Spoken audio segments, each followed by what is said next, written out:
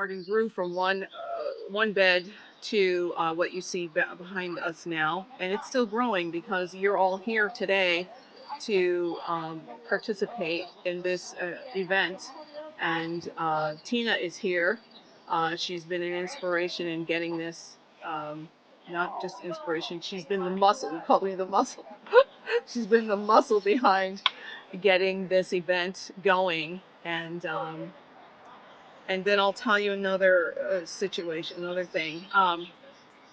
There is a lot of frustration in gardening and in farming. I'm not a farmer. I'm a gardener, and I did take a master gardener's course, but I didn't finish it. Oh, well, I didn't get certified. Let's just put it that way. What I found is the course that I took was very conventional and very commercial, and I really was dismayed if they weren't teaching organic gardening or farming.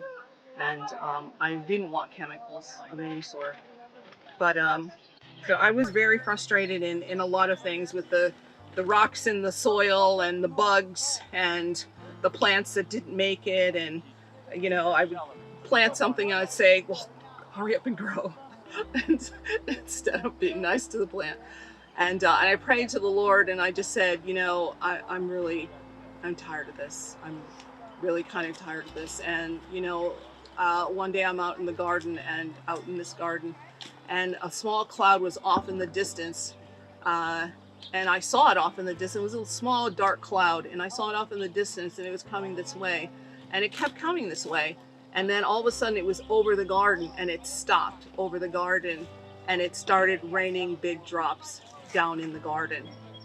And I was impressed to know that the problem was not with the garden and not with the plants and not with the lack of hands that were not there any longer. It really was my expectations that were the problem. So I've learned a lot in gardening. So that's the end of my spiel for now for Maranatha Garden. And I would also like to make a quick introduction. I'm assuming that most of you know Jerry Travers, and what I know about Jerry is that he's an author, he's a homesteader, organic homesteader, he's a farmer, he is the owner and founder of Sweet Birch Farms in Meriden, Connecticut. And I looked him up on Google, and it describes his farm as an oasis in his area. So with that, I'm going to introduce Jerry, and Jerry will be introducing, I believe her name is Deborah Queen. So I'll let him do that. Well, we're going to plant a garden, and we're going to put all kinds of stuff here. I don't see much of a working crew, but we've got a lot of things to dig. We're going to put in grapes and black currants and elderberries, a row of them over there, and we have a bunch of other different things, all different things. Debbie's going to introduce you ladies to a culinary garden and where you can use these herbs in your cooking. Right now, when we eat at the supermarket and we get a hankering for something else, and I don't mean junk food, we can go find something different that's satisfying. In other words, the nutritional needs of the body can be met with the variability, although it's getting more and more difficult because this food is so bland and has so little nutrition in it, that you can go get something else. But when you're growing your own food, and I don't know what the introduction was about me, but this is the only introduction I like. I grow my own food. Amen. Okay? Forget about any education. It has to do with the... Okay. Is that better? Yeah, okay. Anyways, I grow my own food, and so that's all I basically eat. I will get a few odds and ends from the store just because my wife says, you need a varied diet. And she's right. This is where culinary herbs come in. They're all medicinal, and they have the extra nutrients that you're going to need to have a balanced diet. And I don't mean balance with proteins, carbs, and oils. I mean, micronutrients and all the different phytonutrients that we need to be healthy. So that's what the culinary garden is all about. Let's begin now with, I want to take you for a walk through the garden. And in this walk, I want to show you what the ground is telling us. So it'll give us an idea of what we're going to do. The mugwort, that's nitrogen deficient. Wherever mugwort grows, it's nitrogen deficient. I pulled that out of here. Yeah, I know. It's every single weed is repairing a specific damage in the soil. Every single weed. You can get a book called Weed Control Without Poison, Charles Walters Jr., and it's an agricultural book for the United States farms, and it tells you if you got these weeds, what you do is they're doing this to repair the soil. You do it, and they'll be gone. For instance, you get your sorghum, Johnson grass, big problem throughout the South, and it'll grow like this. You add organic matter, and it'll grow like this, and like this. Before you know it, it won't want to grow, because it is creating a lot of biomass. It gets this tall to increase carbon content in the soil for microbial home. And so as it builds the soil, it puts itself out of a job. And then the next type of weed that comes in that would replace it is a weed that's repairing certain things. When you see this chickweed here, you know you have a pretty good, the chickweed is the dry stuff, okay? It's mostly a winter thing. See how it's dried up now? That indicates that you have a good mineral content, because it will only grow in soils that have a good micronutrient or mineral type content. So you don't want to get rid of it? It takes over the lawn, actually. It was in my bed. It takes over my lawn, the whole lawn. So just enjoy it, I guess. mow it. Yeah. Well, if you want a beautiful lawn, go buy some weed and feed. Now that's crazy, and that's not the answer, you know. Okay. But that's what everybody does. If they want these beautiful lawns, Right. you put the chemical nitrogen on, you put the herbicides on that kills all the Natural. the broadleaf plants, and there you go, beautiful lawn. Okay. But that's horrible for the soil and I was horrible worried, for but people, I'll and leave you it can alone. join Just mow it. you can join the ranks after you use it all the time with those that are getting cancer and then are suing Monsanto. So anyways, Okay. so you got the clover. Notice the soils are nice in the row here, and see how this is nice here. This ground is good between here, and the clovers have assisted it. See, the clovers, they have assisted it in getting better. Now, where was the? Okay, here it is. Come over here and let's take a look at this. Let's see how observant you all are. Now this is lamb's quarters. Okay? Everybody look at it. What is it called? Lamb's quarters. It's good to eat. Yes, it is. Good to eat. I enjoy it. I've already eaten some. Okay, you looked at it, right? You know what it looks like? Come with me here. We're going to look at some lamb's quarters. Okay, anyone have any? Everyone observe it. What do you see? You see things a little different. Okay? If you notice, A little yellow, isn't it? yeah, right. The others were greener. Yeah. But this is the significant thing. You see this, see the flecking in the leaf? See the little flecking okay. color? There wasn't over there, Okay. okay? This flecking in the leaf tells you this is the beginning of a potassium deficiency. So this is our compost soil that we were going to dig up, and I was going to use it because it grew lamb's quarters 9 feet tall. I weed whacked this thing down here, and but even the more mature ones, I I don't need them like this, because look at all that potassium deficiency.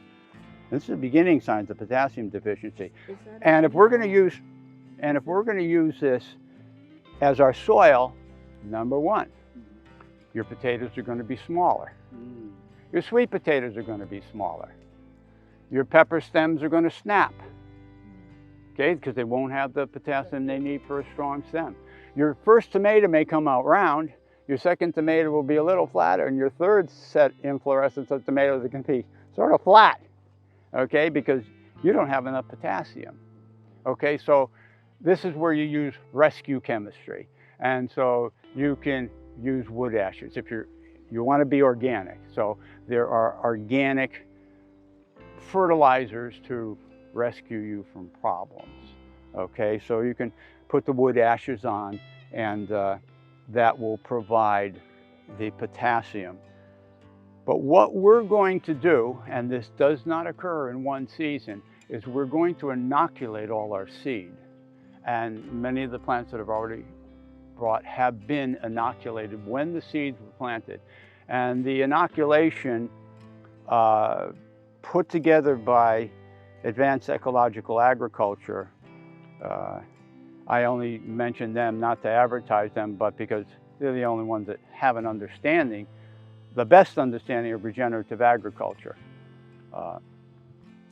In the microbes, you'll have a number of different mycorrhizal fungi, and this mycorrhizal fungi will go out in the soil and mine. Now, you can have a potassium deficiency here, but if you did a chemical analysis of this soil, you may find that this soil has about 40,000 pounds of potassium per acre. Per acre, 40,000 pounds. Why should you you only need in a crop, they say about, at least a couple 100 pounds per acre, 200 pounds per acre is fine for good production.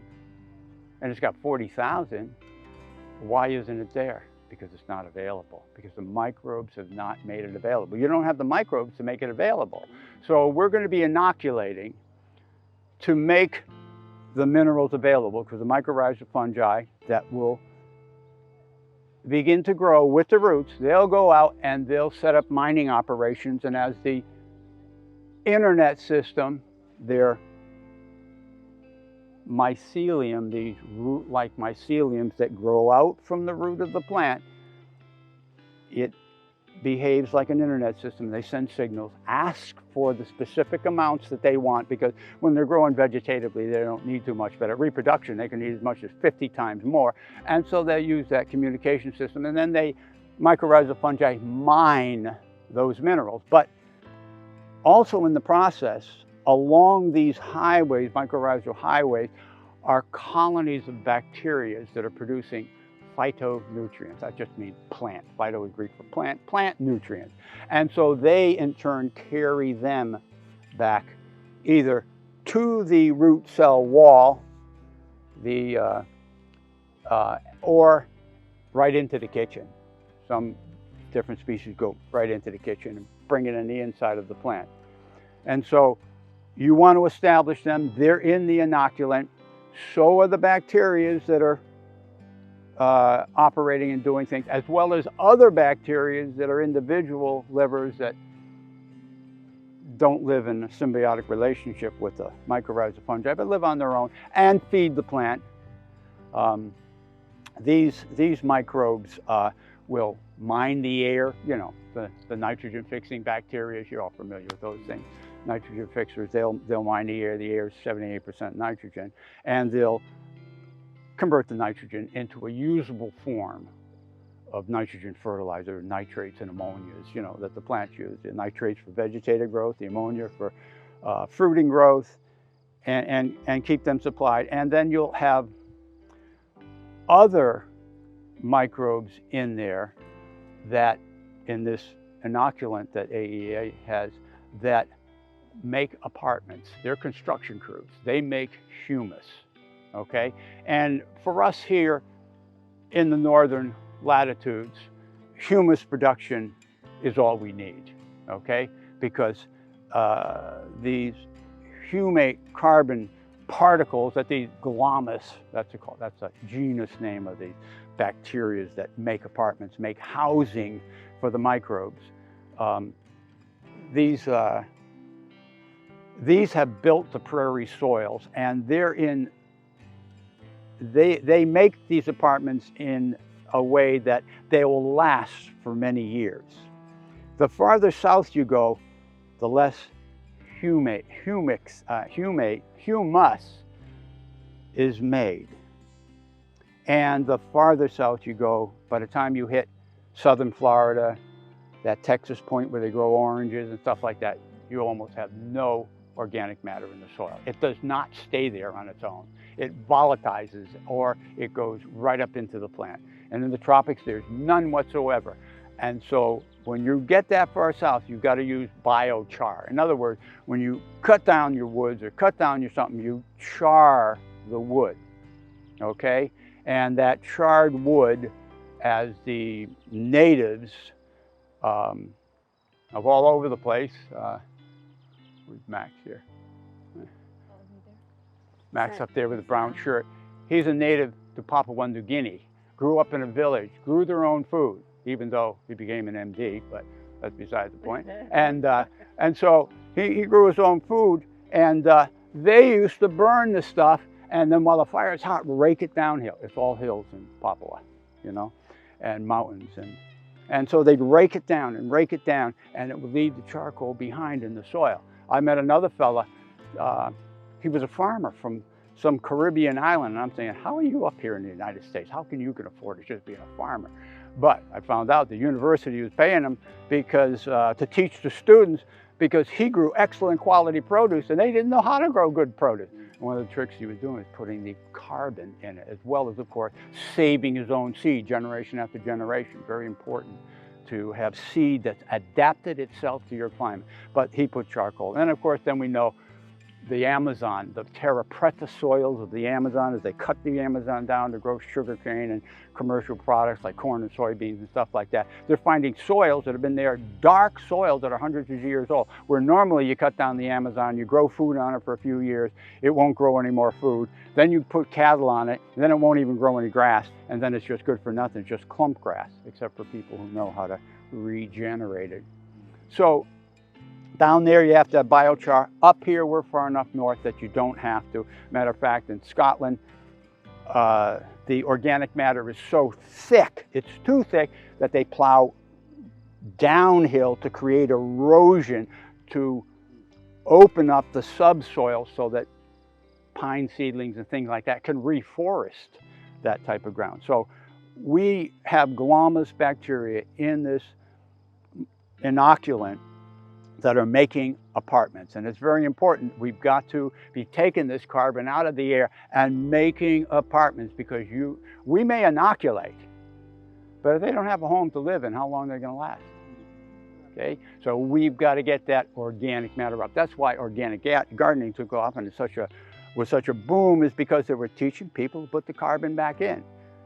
And the carbon is important. You can inoculate all you want, and it's not going to be there, except some of the leguminous inoculants, along as you have legumes growing there each year. Now, another thing that's very important with putting these inoculants on, they must be fed from when the soil warms up to when the frost kills the plants. They've got to be fed. So you don't just grow your food and then walk away. I mean, weeds, you know, they produce for you, and then you walk away. The weeds will try to catch up, but it's best for you if you can put a cover crop or specific types of crops. When we finish exposing the soil and doing all what we do here, I'm going to come behind, because it's summer, and I'm going to put white clover seed. All the bare spots, I'm just going to spread white clover. You saw how nice the soil was where there was white clover. Let's just spread it everywhere, okay? And there are different things that you can grow and just have your whole bed white clover. If you're going to plant tomatoes and peppers and stuff that is going to grow up tall, taller than white clover, Plant your whole bed in white clover. Let the soil be being built. Let it produce nitrogen for the plant. The more diversity you have of plants in your crop, the healthier it is, the more phytonutrients it has, okay? The more nutrition that it's going to have. So also after we put things in, we're going to come behind with different types of plants and flowers and put them in here and there. Now I'd like to mention also at this time, we all understand that in an ecosystem, I have basically, well, 3 native ecosystems where I have some property down in Meriden. I have a red maple swamp ecosystem just over the line. And then we have a chestnut ridge ecosystem, we have a marsh ecosystem. In these ecosystems you have, you know, up here in the temperate zone where we are, 20, 30, 40 species of plants. And they will feed each other. They will serve each other, okay? And so we want to come behind. When our tomatoes are done, they'll finish, and they may be done sort of early with so little potassium in the ground. You want to come in, and this is what I do in end of July, is I just come through on the ground. Actually what I do is, it's pretty simple. I just weed whack between my tomato rows right down to the ground. I'm hitting the dirt as I'm doing it. Get everything off, and I do this before a nice big rain is coming. A nice big rain. And I will throw down forage radishes, daikon radishes. They call them forage radishes in farming, but daikon. And these daikon will go down deep, open the ground up. They'll draw up nutrients to provide sulfur for the plant, and they're a constant source of solar collection, making sugars. I didn't add that those mycorrhizal fungi, when they go to the plant to deliver the nutrients, they are fed by the plant sugars. Sugars that the plant made by taking sunlight, water, and CO2. And CO2 is very important. Want to be collecting sunlight and putting that sugar into the ground, because the mycorrhizal fungi come and they're fed those sugars that the plant gives, and they feed the plant. And then they'll take the sugars to the bacterial colonies and feed them. And everything is working in nature to serve each other. All nature manifests the character of our Creator. He designed everything to serve everything else. And when you look at the evil things in nature, predation, parasitism, weeds, and things like that, every single one of those things is doing a redemptive work, a restorative work to some type of damage we've done.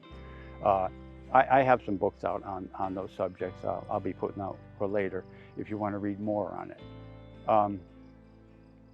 So looking at this, seeing the potassium deficiency, and there's not much we can do about it. Try to get some wood ashes, or try to buy an organic fertilizer that has some potassium in it, because that's what we're doing now. We are inoculating, and if we get sufficient organic matter in the soil, we'll have enough housing, and then they can proliferate to levels where not only will they provide all the potassium that's needed, when they can provide all the nutrients that the plant requires, then your plant will be medicine. And then your food will be your medicine, and your medicine will be your food.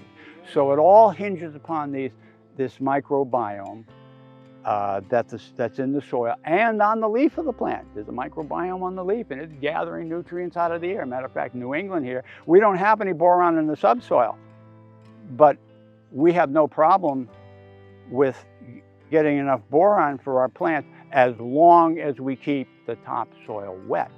Have you ever noticed when you grow tomatoes, you get the blossom end rot on the bottom, that dry black spot on the bottom? You didn't water.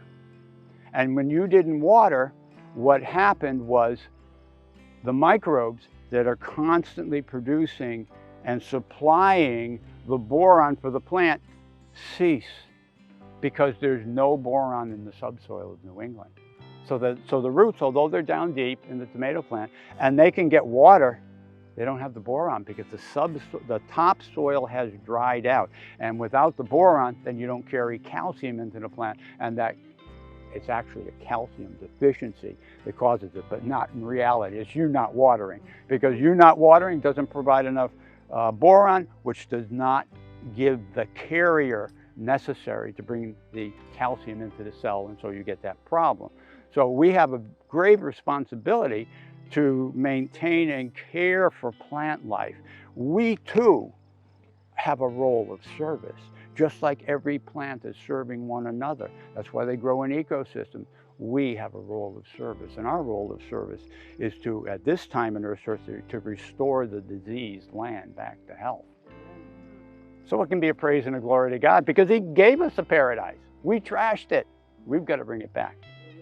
Okay, so this is one thing we're going to recognize. We'll be using this. It has a little more carbon in it. Notice the color difference. That was delivered recently. That's probably nothing more than exactly what the dirt is we're dealing with in the first place. At least it's volume to fill a bed, okay? But we're talking with Roberta here. We need to buy 100% composted manures and then mix it half and half. And then we can get our carbon in and get some volume to fill these beds, okay? So that gives you a little background on what we're doing. So as we're working, we're going to inoculate any seed that we put in with an inoculant that AEA has. I have that, and so I guess the thing to do now is, are you ready to be assigned projects? Do you have shovels to